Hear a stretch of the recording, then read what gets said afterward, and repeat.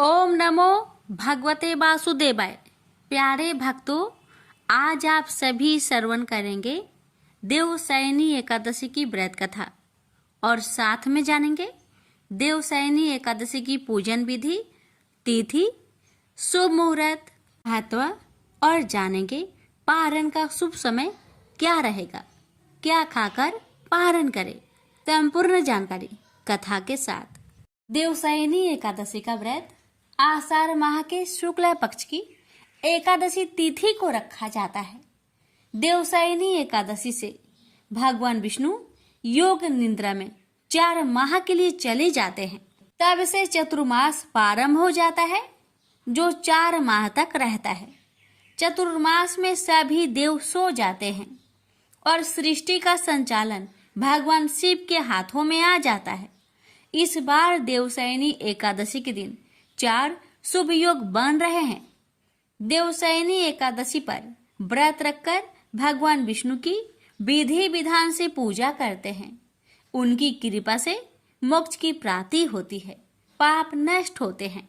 आइए प्यारे भक्तों, हम श्रवण करेंगे देवशयनी एकादशी की व्रत कथा और फिर जानेंगे एकादशी व्रत की पूजन विधि, जानेंगे तिथि, शुभ मुहूर्त, पारण का सही समय, पारण कैसे और क्या खाकर करें, संपूर्ण जानकारी। आइए प्यारे भक्तों, हम पहले श्रवण करते हैं देवशयनी एकादशी की पावन कथा।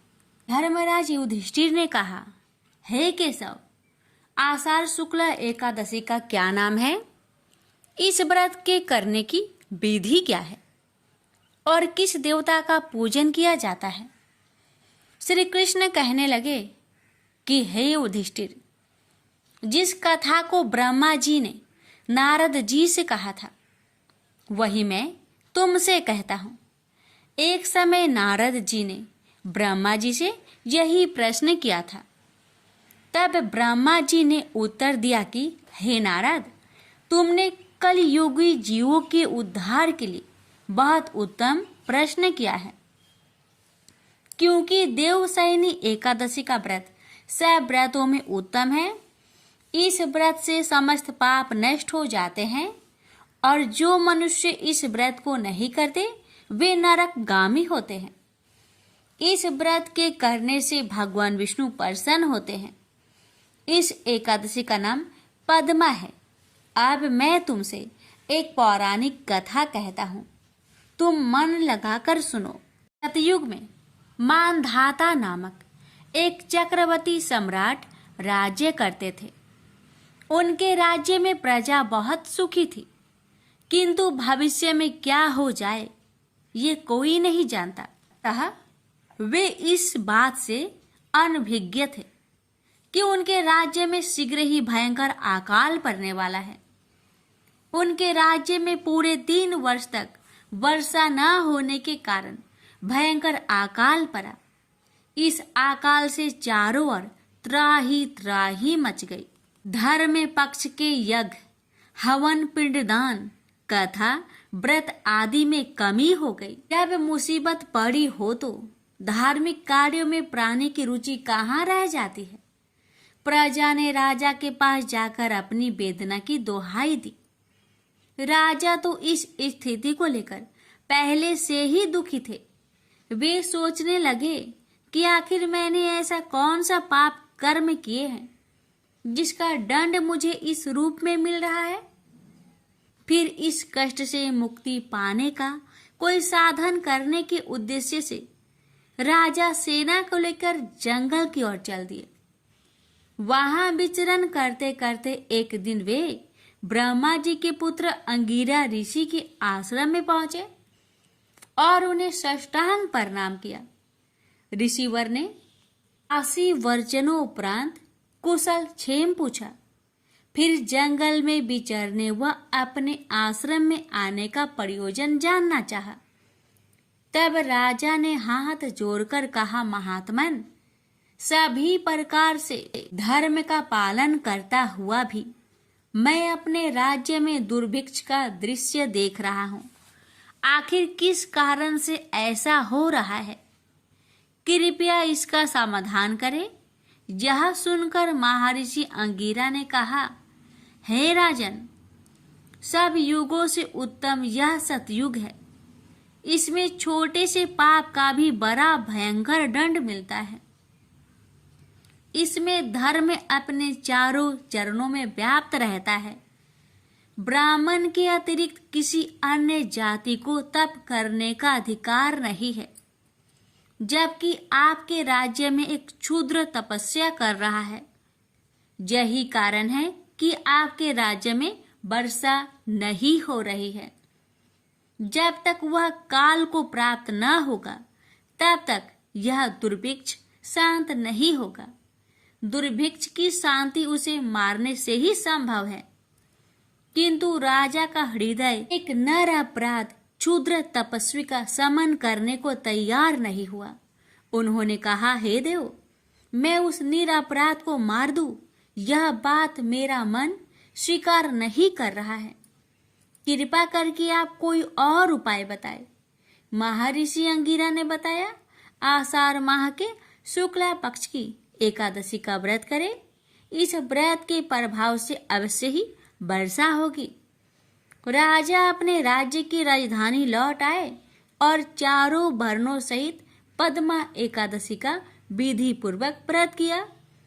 व्रत के प्रभाव से उनके राज्य में मूसलाधार वर्षा हुई और पूरा राज्य धन्य धान्य से परिपूर्ण हो गया। ब्रह्मा वैवर्त पुराण में देवशयनी एकादशी के विशेष महात्म्य का वर्णन किया गया है। इस व्रत से प्राणी की समस्त मनोकामनाएं पूर्ण होती है। आइए प्यारे भक्तों, हम जानते हैं देवशयनी एकादशी व्रत की पूजन विधि के बारे में। एकादशी तिथि पर भगवान विष्णु की आराधना की जाती है। आषाढ़ी एकादशी या देवशयनी एकादशी पर भगवान विष्णु का शयन प्रारंभ होने से पहले विधि विधान से पूजन करने का बड़ा महत्व है। इस दिन श्रद्धालु व्रत रखकर भगवान विष्णु की पूजा करते हैं। वे श्रद्धालु जो देवशयनी एकादशी का व्रत रखते हैं, उन्हें प्रातः काल उठकर स्नान करना चाहिए। पूजा स्थल को साफ करने के बाद भगवान विष्णु की प्रतिमा को आसन पर विराजमान करके भगवान का षोडशोपचार पूजन करना चाहिए। भगवान विष्णु को पीले वस्त्र, पीले फूल, पीला चंदन चढ़ाए। उनके हाथों में शंख, चक्र, गदा और पद्म सुशोभित करें। भगवान विष्णु को पान और सुपारी अर्पित करने के बाद धूप, दीप और पुष्प चढ़ाकर आरती करें। उसके बाद भगवान विष्णु से प्रार्थना करें कि हे जगन्नाथ जी, आपके निंद्रित हो जाने पर संपूर्ण विश्व निंद्रित हो जाता है और आपके जाग जाने पर संपूर्ण विश्व तथा चराचर भी जागृत हो जाते हैं। इस प्रकार भगवान विष्णु का पूजन करने के बाद ब्राह्मणों को भोजन कराकर स्वयं भोजन या फलहार ग्रहण करें। देवशयनी एकादशी पर रात्रि में भगवान विष्णु का भजन व स्तुति करना चाहिए और स्वयं के सोने से पहले भगवान को शयन कराना चाहिए। आइए प्यारे भक्तों, अब जानते हैं साल 2024 में कब है देवशयनी एकादशी। पंचांग के अनुसार आषाढ़ शुक्ल एकादशी की पावन तिथि 16 जुलाई को रात 8:33 पर शुरू है और इसका समापन 17 जुलाई को रात 9:02 पर होगा। उदया तिथि के आधार पर देवशयनी एकादशी का व्रत 17 जुलाई दिन बुधवार को रखा जाएगा और व्रत का पारण गुरुवार को किया जाएगा। इस साल 17 जुलाई से चतुर्मास का प्रारंभ होगा। इसकी वजह से 4 माह तक कोई भी मांगलिक कार्य नहीं होंगे। इसमें शादी, मुंडन, गृह प्रवेश आदि जैसे सभी शुभ कार्य बंद हो जाएंगे। देवशयनी एकादशी 2024 मुहूर्त 17 जुलाई को देवशयनी एकादशी का पूजा आप ब्रह्म मुहूर्त से कर सकते हैं। उस दिन सुबह से ही सर्वार्थ सिद्धि योग बना है, जिसमें किए गए कार्य सफल सिद्ध होंगे। 4 शुभ योग में है देवशयनी एकादशी। इस साल की देवशयनी एकादशी पर 4 शुभ योग बन रहे हैं। देवशयनी एकादशी वाले दिन सर्वार्थ सिद्धि योग, अमृत सिद्धि योग, शुभ योग और शुक्ल योग बने हैं। ये सभी योग पूजा पाठ और शुभ कार्य के लिए अच्छे माने जाते हैं। व्रत के दिन अनुराधा नक्षत्र और पारण वाले दिन ज्येष्ठा नक्षत्र है। देवशयनी एकादशी 2024 व्रत पारण का समय। जो लोग 17 जुलाई को देवशयनी एकादशी का व्रत रखेंगे वे व्रत का पारण 18 जुलाई गुरुवार को करेंगे। पारण का समय सुबह 5:35 से सुबह 8:20 के बीच है। इस समय में पारण करके व्रत को पूरा कर लेना है। पारण वाले दिन द्वादशी तिथि का समापन रात 8:44 पर होगा। एकादशी व्रत के पारण के नियम। धार्मिक ग्रंथ के अनुसार एकादशी व्रत को समाप्त करने को पारण कहते हैं। एकादशी व्रत के अगले दिन सूर्योदय के बाद पारण किया जाता है। साथ ही एकादशी व्रत का पारण द्वादशी तिथि समाप्त होने से पहले करना जरूरी है। यदि द्वादशी तिथि सूर्योदय से पहले समाप्त हो गई हो तो एकादशी व्रत का पारण सूर्योदय के बाद ही होता है। द्वादशी तिथि के भीतर पारण न करना पाप करने के समान होता है। धार्मिक ग्रंथों के अनुसार व्रत तोड़ने के लिए सबसे उपयुक्त समय प्रातः काल होता है, लेकिन एकादशी व्रत का पारण हरि बासर के दौरान नहीं करना चाहिए। जो श्रद्धालु व्रत कर रहे हैं उन्हें व्रत तोड़ने से पहले हरि बासर समाप्त होने की प्रतीक्षा करनी चाहिए। बता दें कि हरि बासर द्वादशी तिथि के पहले 1/4 अवधि है। इसके अलावा व्रत करने वाले श्रद्धालुओं को मध्या के दौरान व्रत तोड़ने से बचना चाहिए। कुछ कारणों की वजह से अगर कोई प्रातः काल पारण करने में समक्ष नहीं है तो उसे मध्या के बाद पारण करना चाहिए। अरे भक्तों, भगवान विष्णु को तुलसी दल प्रिय है। ऐसा कहा जाता है कि बिना तुलसी के भगवान विष्णु कोई भोग स्वीकार नहीं करते, इसलिए पारण के समय तुलसी दल को आप मुख में रखकर पारण करें। इस दिन पारण के बाद आपको दान पुण्य भी अवश्य करना चाहिए। अगर आप अपने सामर्थ्य के अनुसार दान करते हैं तो लक्ष्मी नारायण की कृपा आप पर सदा बरसती रहेगी। एक बार भृगु ऋषि ने जानना चाहा कि ब्रह्मा, विष्णु और महेश में कौन सबसे श्रेष्ठ है। वह बारी बारी से सबके पास गए। ब्रह्मा और महेश ने भृगु को पहचाना तक नहीं, न ही आदर किया। इसके बाद भृगु विष्णु के यहाँ गए। विष्णु भगवान विश्राम कर रहे थे और माता लक्ष्मी उनके पैर दबा रही थी। भृगु ने पहुंचते ही न कुछ कहा न सुना और भगवान विष्णु की छाती पर पैर से प्रहार कर दिया। लक्ष्मी जी यह सब देखकर चकित रह गई, किंतु विष्णु भगवान ने भृगु का पैर पकड़कर विनीत भाव से कहा, मुनिवर, आपके कोमल पैर में चोट लगी होगी, इसके लिए मुझे क्षमा करें। लक्ष्मी जी को भगवान विष्णु की इस विनम्रता पर बड़ा क्रोध आया। वह भगवान विष्णु से नाराज होकर भूलोक में आ गई तथा कोल्हापुर में रहने लगी। लक्ष्मी जी के चले जाने से विष्णु भगवान को लगा कि उनका श्री और वैभव ही नष्ट हो गया और उनका मन बड़ा अशांत रहने लगा। लक्ष्मी जी को ढूंढने के लिए वह श्रीनिवास के नाम से भूलोक में आए। घूमते घूमते बेकटचल पर्वत क्षेत्र में बकुला माई के आश्रम पहुँचे। बकुला माई ने उनकी बड़ी आवभगत की, उन्हें आश्रम में ही रहने को कहा। एक दिन जंगल में एक मतवाला हाथी आ गया। आश्रमवासी डरकर इधर उधर भागने लगे। श्रीनिवास ने यह देखा तो धनुष बाण में लेकर हाथी का पीछा किया। हाथी डरकर भागा और घने जंगल में अदृश्य हो गया। श्रीनिवास उसका पीछा करते करते थक गए थे। वह एक सरोवर के किनारे वृक्ष की छाया में लेट गए और उन्हें हल्की सी झपकी आ गई। थोड़ी देर में शोर सुनकर वह जागे तो देखा कि 4-6 युवतियां उन्हें घेर खड़ी है। श्रीनिवास को जागा हुआ देखकर वह झपट कर बोली, यह हमारी राजकुमारी पद्मापति का सुरक्षित उपवन है और यहाँ पुरुषों को आना मना है। तुम यहाँ कैसे और क्यों आए हो? श्रीनिवास कुछ जवाब दे इससे पहले ही उनकी दृष्टि वृक्ष की ओर से झांकती राजकुमारी की ओर गई। श्रीनिवास पद्मावती को एकटक देखते रह गए। थोड़ा संयत होकर कहा, देवियों, मुझे पता नहीं था। मैं शिकार का पीछा करता हुआ यहाँ आया था। थक जाने पर मुझे नींद आ गई, इसलिए क्षमा करे। श्रीनिवास आश्रम में लौट आए, किंतु बड़े उदास रहने लगे। एक दिन बकुला माई ने बड़े प्यार से उनकी उदासी का कारण पूछा तो श्रीनिवास ने पद्मावती से भेंट होने की सारी कहानी कह सुनाई। फिर कहा, उसके बिना मैं नहीं रह सकता। बकुला माई बोली, ऐसा सपना मत देखो। कहा हुआ प्रतापी चोल नरेश आकाश राज की बेटी, और कहा तुम आश्रम में पलने वाले एक कुल गोत्रहीन युवक। श्रीनिवास बोले, माँ, एक उपाय है, तुम मेरा साथ दो तो सब संभव है। बकुला माई ने श्रीनिवास का सच्चा प्यार देखकर हाँ कर दी। श्रीनिवास ज्योतिष जानने वाली औरत का भेष बनाकर राजा आकाश की राजधानी नारायणपुर पहुँचे।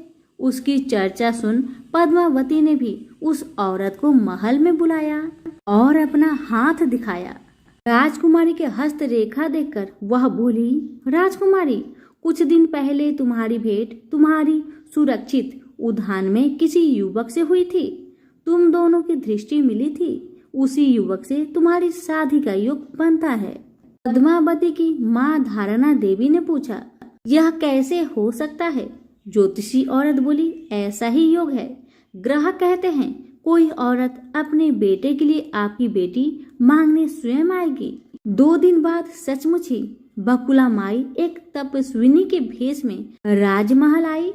उसने अपने युवा बेटे के साथ पद्मावती के विवाह की चर्चा की। राजा आकाश में बकुला माई को पहचान लिया। उन्होंने पूछा, वह युवक कौन है? बकुला माई बोली, उसका नाम श्रीनिवास है। वह चंद्र वंश में पैदा हुआ है। मेरे आश्रम में रह रहा है। मुझे माँ की तरह मानता है। राजा आकाश ने कुछ सोचकर उत्तर देने के लिए कहा। बकुला माई के चले जाने पर आकाश ने राज पुरोहित को बुलाकर सारी बात बताई। राज पुरोहित ने गणना की, फिर सहमति देते हुए कहा, महाराज, श्रीनिवास में विष्णु जैसा देवगुण है और लक्ष्मी जैसी आपकी बेटी के लिए यह बड़ा सुयोग है। राजा आकाश ने तुरंत बकुला बाई के यहाँ अपनी स्वीकृति के साथ विवाह के लग्न पत्रिका भेज दी। बकुला माई ने सुना तो वह चिंतित हो उठी। श्रीनिवास से बोली, बेटा, अब तक तो विवाह की चिंता ही थी, अब पैसे ना होने की चिंता है। मैं वरा स्वामी के पास जाती हूँ, उनसे पूछती हूँ कि क्या किया जाए। बकुला माई श्रीनिवास को लेकर वरा स्वामी के पास गई और श्रीनिवास के विवाह के लिए धन की समस्या बताई। तो वरा स्वामी ने 8 दिक्पालों इंद्र, कुबेर, ब्रह्मा, शंकर आदि देवताओं को अपने आश्रम में बुलवाया और फिर श्रीनिवास को बुलाकर कहा, तुम स्वयं इन्हें अपनी समस्या बताओ। श्रीनिवास ने देवताओं से कहा, मैं चोल नरेश राजा आकाश की बेटी पद्मावती से विवाह करना चाहता हूँ। मेरी हैसियत राजा के अनुरूप नहीं है, मेरे पास धन नहीं है, मैं क्या करूँ? इंद्र ने कुबेर से कहा, कुबेर, इस काम के लिए तुम श्रीनिवास को ऋण दे दो। कुबेर ने कहा, ऋण तो दे दूंगा, पर उसे यह वापस कब और कैसे करेगा, इसका निर्णय होना चाहिए। श्रीनिवास बोले, इसकी चिंता मत कीजिए, कलयुग के अंत तक मैं सब ऋण चुका दूंगा। कुबेर ने स्वीकार कर लिया। सब देवताओं की साक्षी में श्रीनिवास के ऋण पत्र लिख दिया गया। उस धन से श्रीनिवास और पद्मावती का विवाह बड़े धूमधाम से हुआ। तभी नारद ने कोल्हापुर जाकर लक्ष्मी को बताया, विष्णु ने श्रीनिवास के रूप में पद्मावती से विवाह कर लिया है।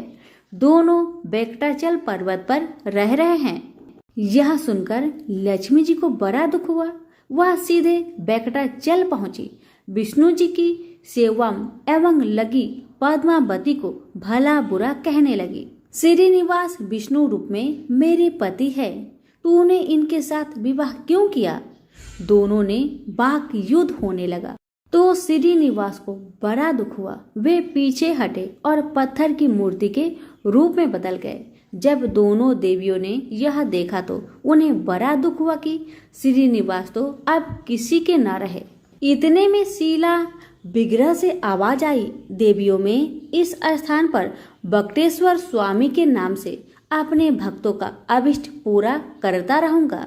उनसे प्राप्त चढ़ावे के धन द्वारा कुबेर का कर्ज ब्याज चुकाता रहूंगा। इसलिए तुम दोनों मेरे लिए वापस में झगड़ा मत करो। यह वाणी सुनते ही लक्ष्मी जी और पद्मावती दोनों ने सिर झुका लिया। लक्ष्मी कोल्हापुर आकर महालक्ष्मी के रूप में प्रतिष्ठित हो गई और पद्मावती तिरुनाचूर में शीला विग्रह हो गई।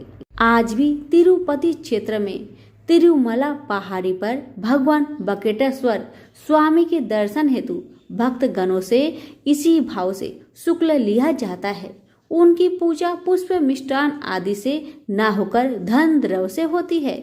इस धन से भगवान श्री कृष्ण बकेटेश्वर स्वामी कुबेर का कर्ज चुका रहे हैं। सभी प्रेम से बोलिए श्री लक्ष्मी नारायण की जय हो। एक निर्धन व्यक्ति था। वह नित्य भगवान विष्णु और लक्ष्मी जी की पूजा करता था। एक बार उसने माँ भगवती की श्रद्धा भक्ति से पूजा अर्चना की। कहते हैं उसकी आराधना से लक्ष्मी प्रसन्न हुई और उसके सामने प्रकट हुई और उसे एक अंगूठी भेंट देकर अदृश्य हो गई। अंगूठी सामान्य नहीं थी। उसे पहनकर जैसे ही अगले दिन उसने धन पाने की कामना की, उसके सामने धन का ढेर लग गया। वह खुशी के मारे झूम उठा। इसी बीच उसे भूख लगी तो मन में अच्छे पकवान खाने की इच्छा हुई। कुछ ही पल में उसके सामने पकवान आ गए। अंगूठी का चमत्कार मालूम पड़ते ही उसने अपने लिए आलीशान बंगला, नौकर चाकर आदि तमाम सुविधाएं प्राप्त कर ली। वह भगवती लक्ष्मी की कृपा से प्राप्त उस अंगूठी के कारण सुख से रहने लगा। अब उसे किसी प्रकार का कोई दुख, कष्ट या चिंता नहीं थी। नगर में उसका बहुत नाम हो गया। एक दिन उस नगर में जोरदार तूफान के साथ बारिश होने लगी। कई निर्धन लोगों के मकान के छप्पर उड़ गए। लोग इधर उधर भागने लगे। एक बुढ़िया उसके बंगले में आ गई। उसे देख वह व्यक्ति गरजकर बोला, ए बुढ़िया, कहाँ चली आ रही है? बिना पूछे बुढ़िया ने कहा, कुछ देर के लिए तुम्हारे यहाँ रहना चाहती हूँ। लेकिन उसने उसे बुरी तरह डांट धपट किया। उस बुढ़िया ने कहा, मेरा कोई आसरा नहीं है। इतनी तेज बारिश में मैं कहाँ जाऊंगी? थोड़ी देर की ही तो बात है। लेकिन उसकी किसी भी बात का असर उस व्यक्ति पर नहीं पड़ा। जैसे ही सेवकों ने उसे द्वार से बाहर किया, वैसे ही जोरदार बिजली कौंधी। देखते ही देखते उस व्यक्ति का मकान जलकर खाक हो गया। उसके हाथों की अंगूठी भी गायब हो गई। सारा वैभव पल भर में राख के ढेर में बदल गया। उसने आँख खोलकर जब देखा तो सामने लक्ष्मी जी थी, जो बुढ़िया कुछ देर पहले उसके सामने दीनहीन होकर गिड़गिड़ा रही थी। वही अब लक्ष्मी जी के रूप में उसके सामने मंद मंद मुस्कुरा रही थी। वह समझ गया उसने बुढ़िया को नहीं, साक्षात लक्ष्मी जी को घर से निकाल दिया था। वह भगवती के चरणों में गिर पड़ा। देवी बोली, तुम इस योग नहीं हो जहाँ निर्धनों का सम्मान नहीं होता है। मैं वहाँ निवास नहीं कर सकती। यह कहकर लक्ष्मी जी उसके आंखों से ओझल हो गई। प्रेम से बोलिए लक्ष्मी माता की जय। गणेश जी की कथा। पौराणिक कथा के अनुसार एक समय की बात है कि भगवान विष्णु का विवाह माता लक्ष्मी जी के साथ निश्चित हुआ। विवाह की सभी तैयारी होने लगी। सभी देवी देवताओं को निमंत्रण भेजे गए, लेकिन भूलवश गणेश जी को निमंत्रण देना रह गया था। इधर भगवान विष्णु की बारात जाने का समय आ चुका था। सभी देवता अपनी पत्नियों के साथ विवाह समारोह में शामिल होने को आए, परंतु सभी देवी देवताओं ने देखा कि गणेश जी कहीं दिखाई नहीं दे रहे हैं। तब उन सभी ने आपस में चर्चा की, क्या गणेश जी को नहीं न्योता दिया गया या गणेश जी ही नहीं आए हैं। सभी को इस बात पर बहुत आश्चर्य हुआ। इस बात पर उन सभी ने विष्णु भगवान से ही इसका कारण पूछा। विष्णु भगवान से पूछने पर उन्होंने कहा कि हमने गणेश जी के पिता भोलेनाथ, महादेव और माता पार्वती को न्योता भेजा था। यदि गणेश जी अपने पिता के साथ आना चाहते तो आ जाते, अलग से उन्हें न्योता देने की कोई आवश्यकता भी नहीं थी। दूसरी बात यह है, उनको खाने में 1.25 मन मूंग, 1.25 मन चावल, 1.25 मन घी और 1.25 मन लड्डू का भोजन चाहिए।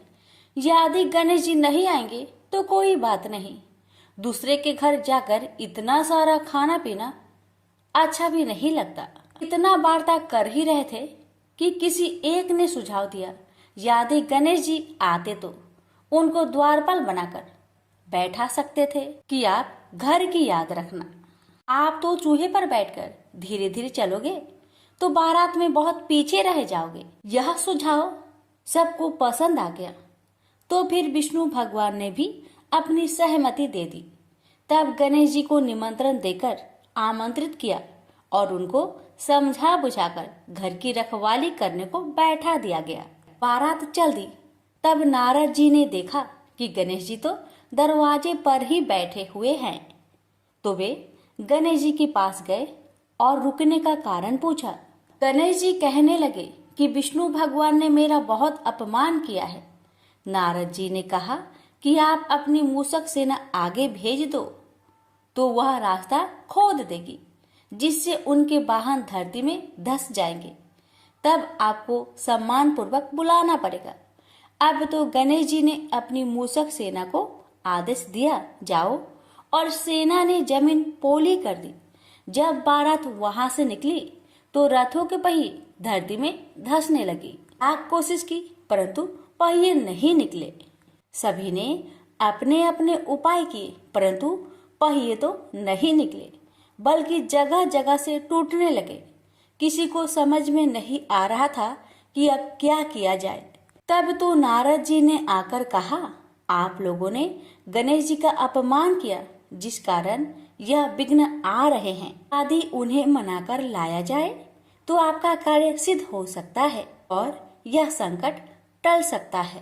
शंकर भगवान ने अपने दूत नंदी को भेजा और वे गणेश जी को लेकर आए। गणेश जी का आदर सम्मान के साथ पूजन किया गया। फिर रथ के पहिए निकलने लगे और यह संकट टल गया। अब रथ के पहिए निकल तो गए परंतु वे टूट फूट गए थे, तो उन्हें सुधारे कौन। पास के खेत में एक खाती काम कर रहा था। उसे बुलाया गया। खाती अपना कार्य करने से पहले श्री गणेशाय नमः कहकर गणेश जी की वंदना मन ही मन करने लगा। देखते ही देखते खाती ने सभी पहियों को ठीक कर दिया। तब खाती कहने लगा कि हे देवताओं, आपने सर्वप्रथम गणेश जी को नहीं मनाया होगा और न ही उनकी पूजन की होगी, इसलिए तो आपके साथ यह संकट आया है। मैं तो मूर्ख अज्ञानी हूँ, फिर भी पहले गणेश जी को पूजते हैं, उनका ध्यान करते हैं। आप लोग तो देवगण हैं, फिर भी आप गणेश जी को कैसे भूल गए। अब आप लोग भगवान श्री गणेश जी की जय बोलकर जाए तो आपके सब काम बन जाएंगे और कोई संकट भी नहीं आएगा। ऐसा कहते हुए बारात वहां से चल दी और विष्णु भगवान का लक्ष्मी जी के साथ विवाह संपन्न करा के सभी सकुशल घर लौट आए। हे गणेश जी महाराज, आपने विष्णु को जैसा कारज सरियो ऐसा कारज सबको सिद्ध करिजो। बोलिए गजानन भगवान की जय।